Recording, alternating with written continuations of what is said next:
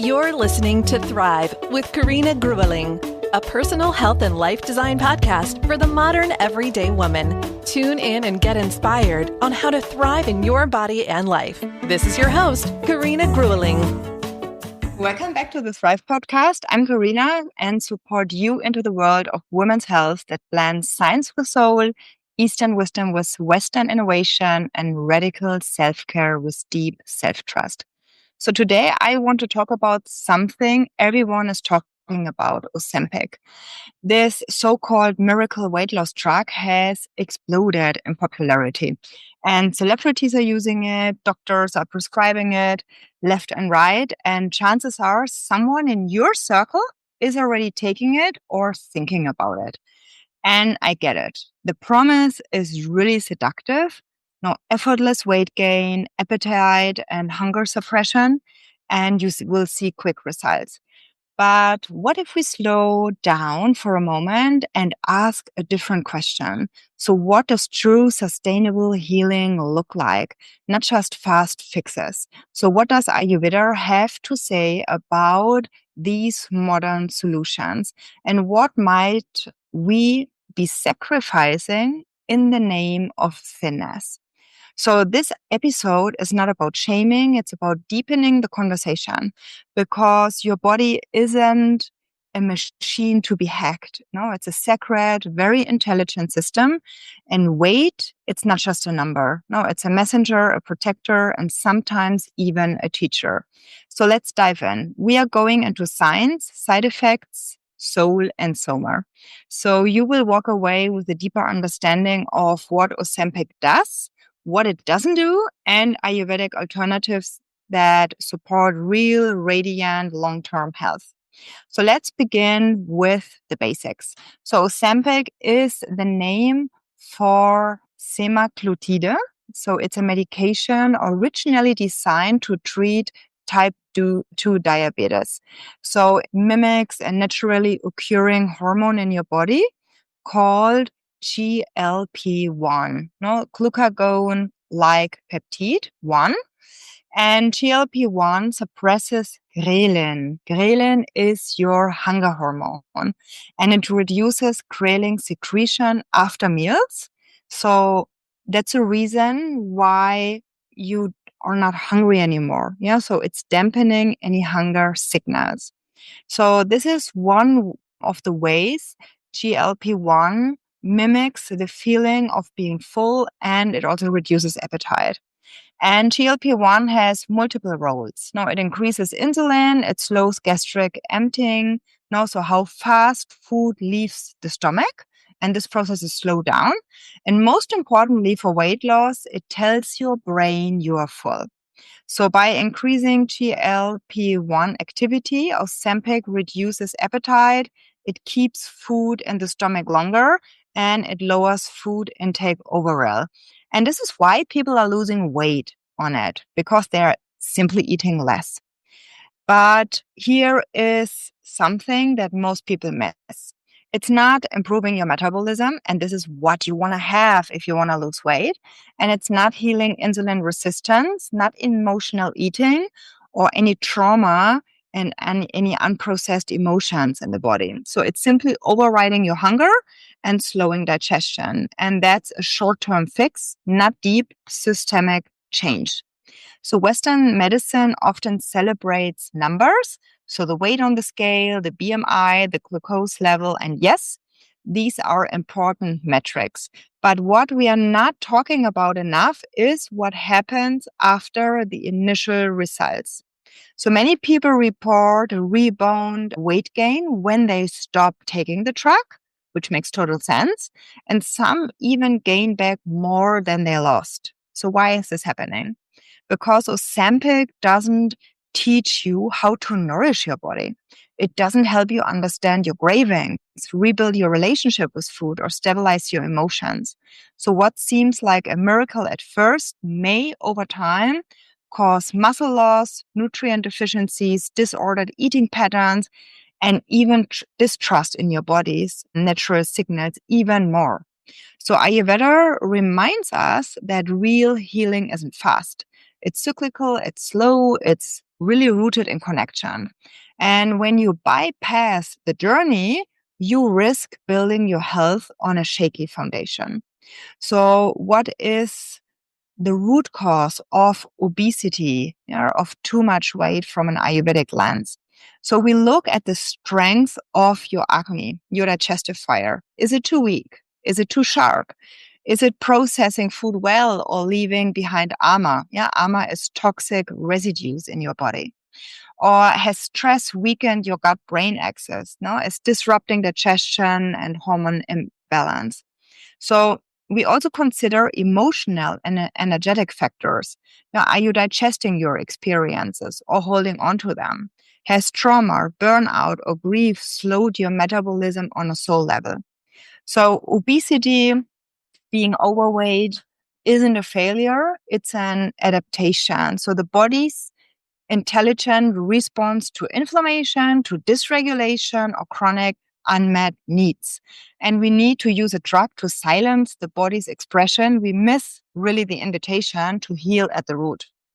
And in Ayurveda, youthfulness is not defined by weight or age, but by the vitality of your datos, your tissues. So a youthful woman is someone whose ojas, we say in Ayurveda, is strong. So her skin is glowing, her eyes are clear, her cycles are regular, her sleep is deep, her energy flows in rhythm. So when we suppress appetite and hunger, we undernourish the tissues or bypass real nourishment. So we often see the opposite: dullness, dryness, anxiety, irregular periods, and premature aging.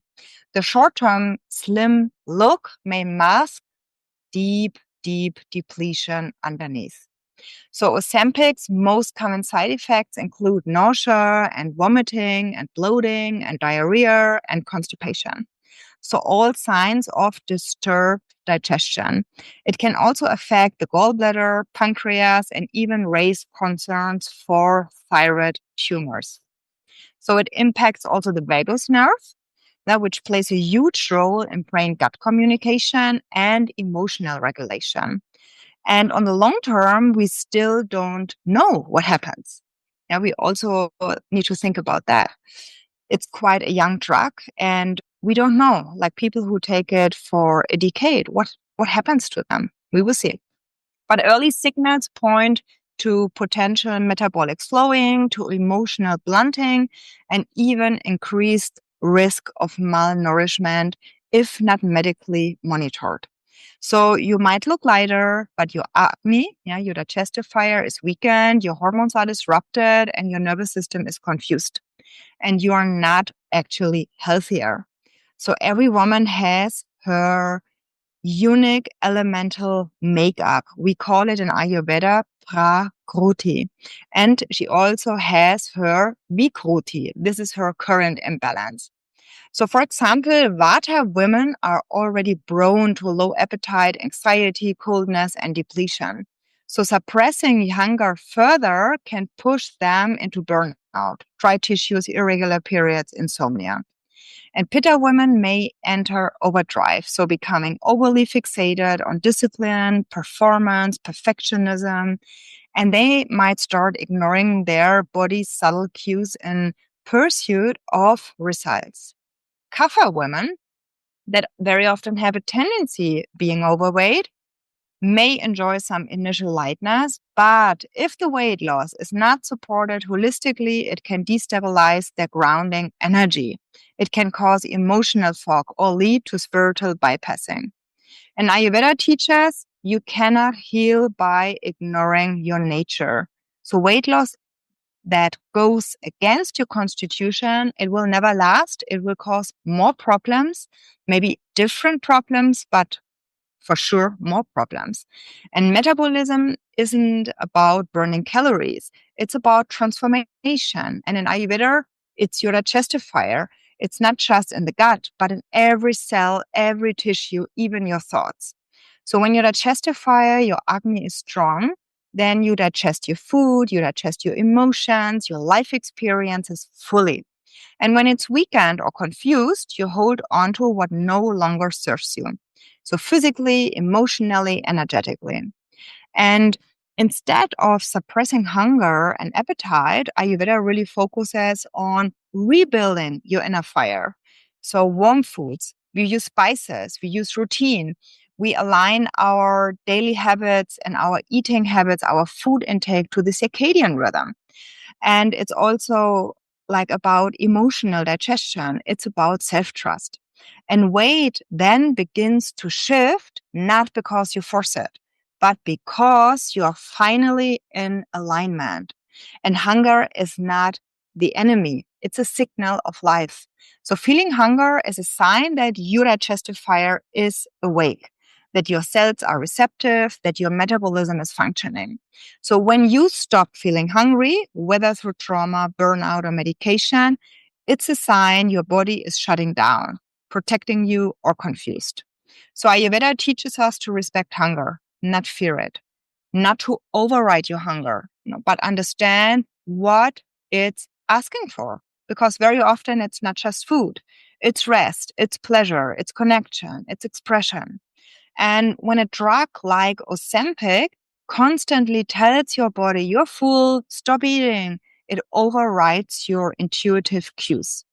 So you stop trusting yourself, you stop feeling yourself. So you disconnect from your body's wisdom and you stop learning how to work with your cravings, understand your patterns, or meet your needs in a deeper way. And this is where healing becomes about power versus partnership. So modern medicine often treats the body like something to be controlled. And Ayurveda treats it like a sacred ally because always communicating, always adapting, always seeking balance. And something very important that I always tell the women I work with is stay curious because curiosity makes you vibrant, makes you alive, but it also makes you try things. So sometimes you need to try different things in order to see what is really nourishing for you, what is working, what is not working. And when I lived in India, I saw also something so different from the West. Yeah, so women celebrated their softness, they celebrated their curves, and beauty wasn't about thinness. It was about vitality, about elegance, about presence. And there was less obsession with dieting. And there was really more focus on digestion and joy and daily rituals. And food was something very, very sacred. So movement was sensual, aging was respected. And in Ayurveda, the feminine body, we all say it's Shakti. No, it's powerful, it's creative, it's alive. And fat is not the enemy. It's part of that life force. And fat, we also call it in Ayurveda, Meda Dhatu. It has many, many roles in your body. So it's important for hormone production. It's important for emotional buffering. It's important for toxin storage. It's important for nervous system protection. And it's not just extra tissue. No, it's a living, breathing part of your healing ecosystem. And when women lose fat too quickly, they often report anxiety, sometimes also dryness, fatigue, hormonal crashes. And that's because the body wasn't ready to release what the fat was holding. So fat holds more than calories. It holds emotions. So often also intergenerational emotion. So some of you might carry your mother's stress. You might carry your grandmother's silence. You might carry your own unspoken grief. And fat becomes a protective layer. It's cushioning the parts that haven't felt safe. So before we try to lose weight, we must really ask, what I hold in? What am I not ready to feel? Because true healing begins when we think the weight for what it's done. So, and then support the body in letting go with reverence. Yeah. So I just repeated, thank the weight for what it's done. And then you can let go of it. And fat is also something super sexy. Maybe not in our society, but it's super sexy. A woman who is well fed, well rested, emotionally rich, hormonally balanced, soft yet strong, that is magnetic.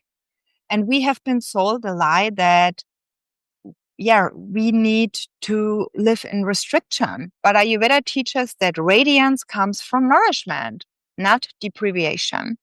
And Ozempic might give you short-term results, but it won't give you self-trust. It won't give you your rhythm, your intuition, your aliveness. But Ayurveda will.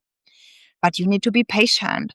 So sometimes I have women coming into my programs, or they're booking a 40-day reset, or they are part of my one-on-one VIP program, and then they want to lose weight super quickly. So they have carried around the weight for years or even decades. And I can understand their frustration that they want to lose the weight quickly.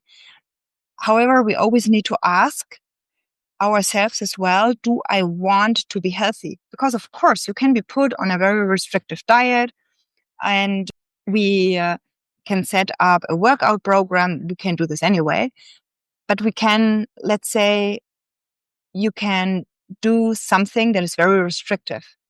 However, Ayurveda is not teaching that. Ayurveda is wants you to discover how your body is working, what your needs are, how to meet your needs, and so that you can start healing from within, that you can balance your nervous system, that you get out of that fight and flight and freeze response, and you start feeling connected, you start feeling soft, you start feeling grounded. And this takes time, because very often women, they have lost connection with themselves. They have lost trusting themselves. And it takes time to unpeel the onion, but it's a wonderful journey. And while on this journey, you can start loving yourself. You can start accepting these parts of yourself that you have rejected. And it helps you to move through emotions, to feel emotions, and to finally process them and to let them go. And Ayurveda is just amazing, because it teaches you really a very compassionate, healing way, so that your weight can naturally drop. So if this episode moved something in you, share it with a woman you love. And if you're ready to heal from the inside out, I would love to walk beside you. Until next time, stay rooted, stay radiant, and remember, your body is not a problem. She is the guide. With all my love, have a wonderful day. Thanks for joining in today. To learn more about the Thrive podcast, or to get involved in Carina's growing community and online courses, visit carinagrueling.com. Remain committed to intentional choices that help you grow and thrive in your body and life, because you're worth it.